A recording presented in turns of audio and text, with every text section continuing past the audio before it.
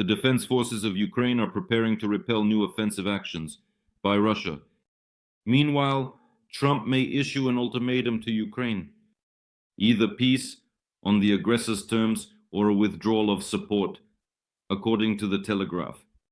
And Iran is preparing for war with the USA, while America plans to start a ground operation in Yemen, and the stocks of European weapons are depleted. About this and more in my traditional briefing. Greetings, friends. Today is April 7th, Monday, and this is a briefing traditional for you, covering events that I consider relevant, important, and worthy of your esteemed attention. So, I will start with the fact that the Supreme Commander-in-Chief, President of Ukraine, Volodymyr Zelensky, based on the situation that has developed here and based on the fact that the enemy does not cease terrorist airstrikes, he has given appropriate instructions, particularly to the Minister of Defense of Ukraine, Rustem Umerov, to strengthen, essentially, to track and enhance efforts to provide Ukraine with additional air defense systems as well as interceptor missiles for them. This is the task for the next Ramstein meeting, which is scheduled to take place this week on April 11th. It is likely that he will be absent from it. The U.S. Secretary of Defense under Hext, but at the same time, the U.S. is not leaving the Ramstein format. They remain effectively and will continue to work. But we see that the level of representation is likely to be reduced. Amidst all these events taking place, we see that the Supreme Commander-in-Chief's directive concerns air defense. And the second task is contingents, the maximum approximation of all decisions, working out the details. The second directive concerning contingents comes in the context of the visit by the chiefs of the general staffs of the British, and French armies and meetings with the Ukrainian military leadership, including the Commander-in-Chief of the Armed Forces of Ukraine, the Chief of the General Staff, as well as with the President of Ukraine, Volodymyr Zelensky. Discussion of the details of the mission that is to be deployed on the territory of Ukraine. And the guideline is that this mission, this military contingent, should be deployed immediately after the ceasefire, which we hope to eventually achieve, that the West will find tools to pressure Putin, pressure Russia, in order to finally establish a ceasefire regime. Meanwhile, Russia continues actions to amass its forces and resources. They are building up their troop formations.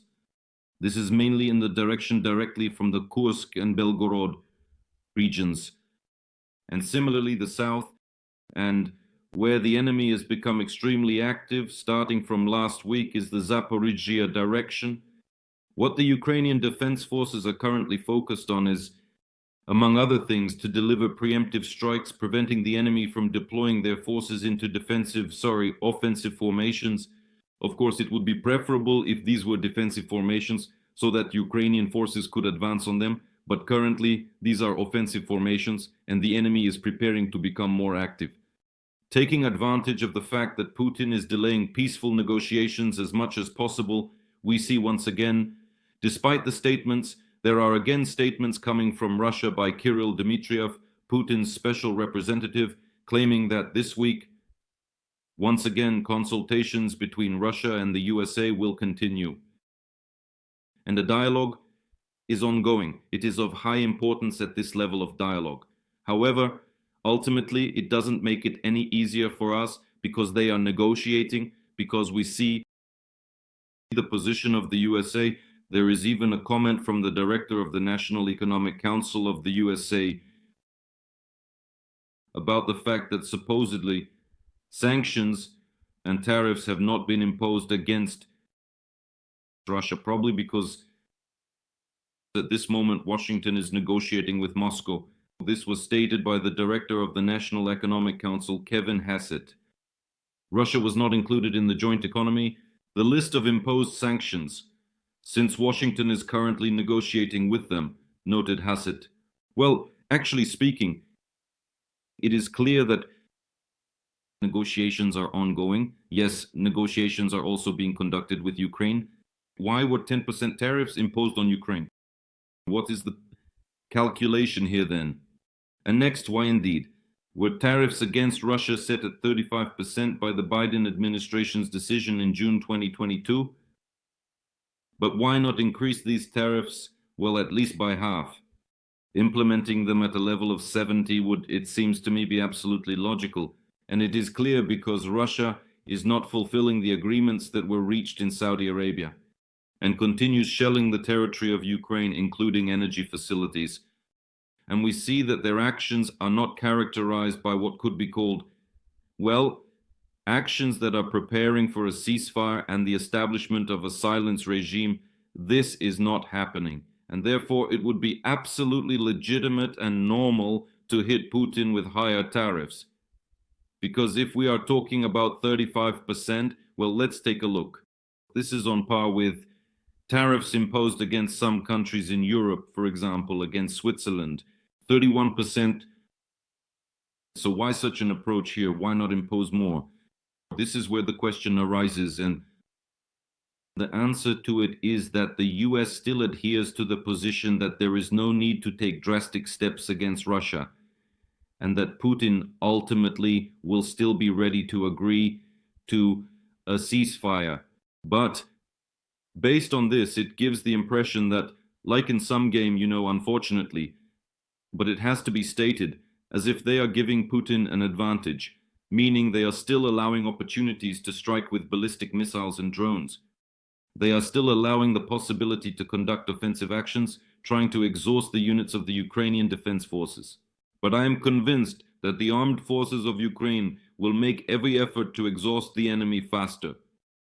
But we see that, in fact, indirectly.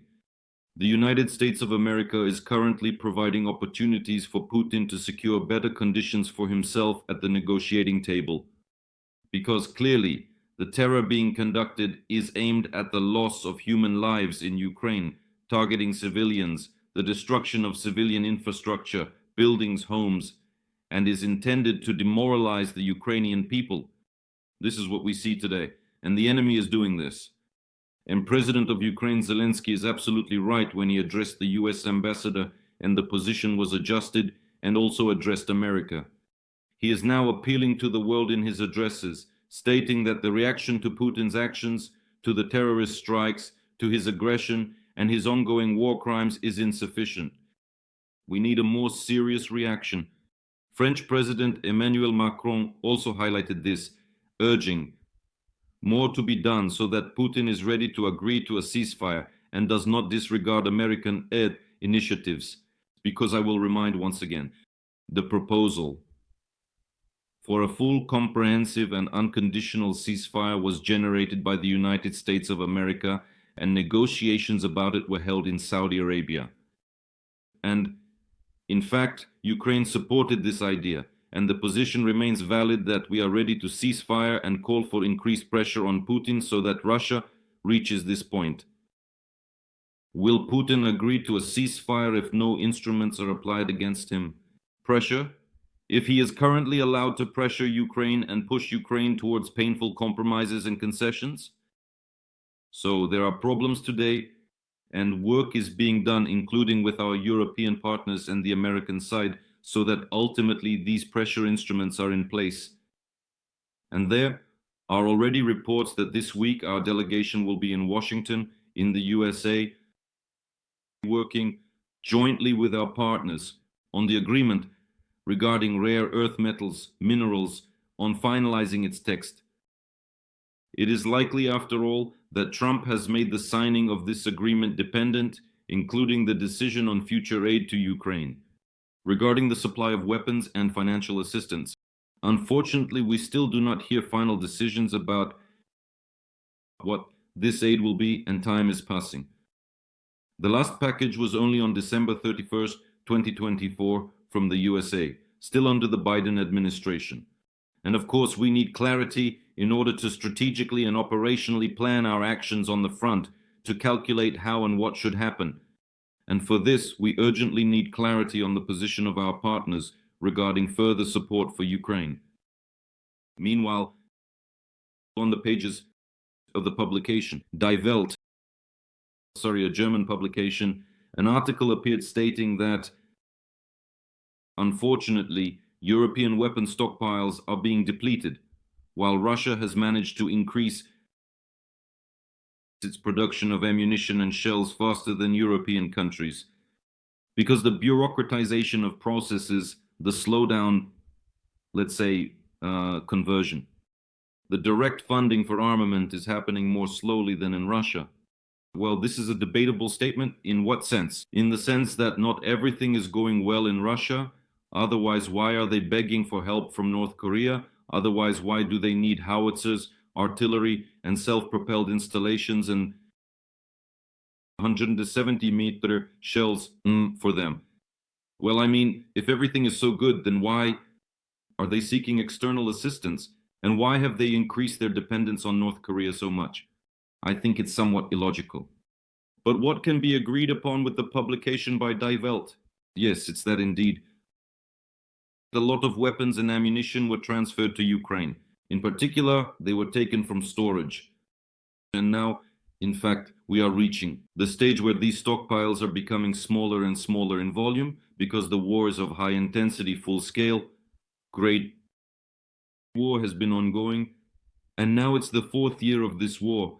And of course, it consumes quite a lot of resources, strength, and means. And thus it is clear that in order to maintain constant combat readiness, one must have a serious defense industrial complex and military defense industry, which works constantly, because we are now at the stage where it is not possible to draw from the warehouses in such quantities, and more needs to be produced. By the way, Ukraine is ready to participate in these production processes. And Volodymyr Zelensky, the president of Ukraine, is clearly urging our partners to give us the opportunity to produce air defense systems under licenses. That is, various types of anti-aircraft missile systems, including air defense. Patriots, which will give us the ability to combat ballistic threats. And similarly, missiles for them, interceptor missiles. That is, indeed, Ukraine is ready to be part of this large process. Defense industry. But of course, we need political decisions from our partners here. We have good examples of creating joint ventures with Ukraine, with Sweden, with France, with Germany, with Denmark, when it really works, but political will is needed now.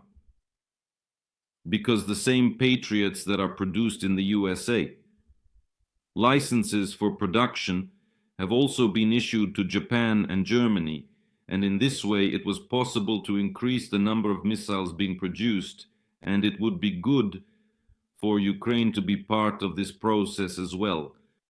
This would really enhance both our capabilities and those of our partners, by the way, in providing more systems.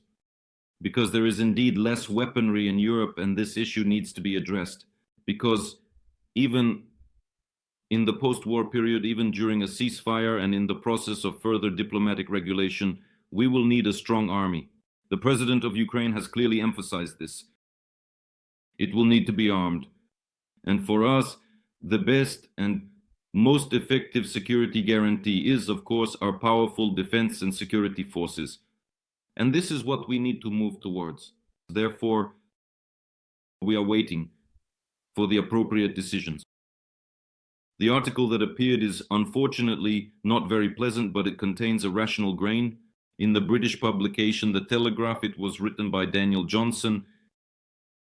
In the article, the author writes that Trump may propose a deal to Ukraine that would be beneficial to Russia. According to his assumption, Trump seeks a quick, peaceful settlement that would allow Putin to feel victorious. Johnson believes that Ukraine might face an ultimatum to sign a peace agreement mediated by Trump that would consider Russia's interests or lose US support, including intelligence and military and technical assistance. The author also compares the situation in Ukraine to a downfall. South Vietnam after the withdrawal of American troops in 1975. Here. Unpleasant, but this is one of the scenarios that could happen. And we must be aware of this, that we could indeed be left without US support. Nothing is determined at the moment. we see that Trump is taking a position more towards Russia. The United States of America is currently tolerating these strikes that are happening on the territory of Ukraine. And the position is such that they do not support Ukraine. It is necessary to both protect and simply stop this war so that people do not die. How so? Elon Musk noted in another interview that the war must be stopped immediately so that Russians and Ukrainians do not die. That's it. That is, it must be stopped. The war should not continue indefinitely. He is roughly echoing the sentiments that exist within the team. And this is as of today. We need to understand what we are facing. Therefore, of course, maintaining our positions, weakening Russia, furthering their forces, and units to ensure a strong position for us so that neither Trump nor anyone else can say that everything you are losing there and so on. No, Russia must not win and must not have these opportunities, and we have them. Containing them today is being done in anticipation, of course, of talks about a ceasefire, which will continue, and the chances of achieving a ceasefire this year remain. Well, but this is on the condition that the US does not get completely distracted, because right now the US is planning at least a limited ground operation in Yemen. Moreover, Iran has put its army on full combat readiness amid US statements about possible attacks and warned Iran, all Middle Eastern countries where there is American infrastructure and US military bases, about possible strikes on these bases. So, in fact, we see that the situation is escalating and a military confrontation with Iran could occur. Well, Yemen is a test for the US for their military capabilities and potential. We see that the operation is ongoing. It has not yet been successful, and it leads to a ground operation. But I want to remind you that President Trump was previously categorically against sending American troops. Well, now the position is the opposite. Yemen will be a test of how much the US can still maintain leadership, and Iran as well. So we will see in the near future, while we continue to carry out our tasks related to defense of our state, the Ukrainian people. No matter what, we are strong and we are moving forward. Take care of yourselves and glory to Ukraine.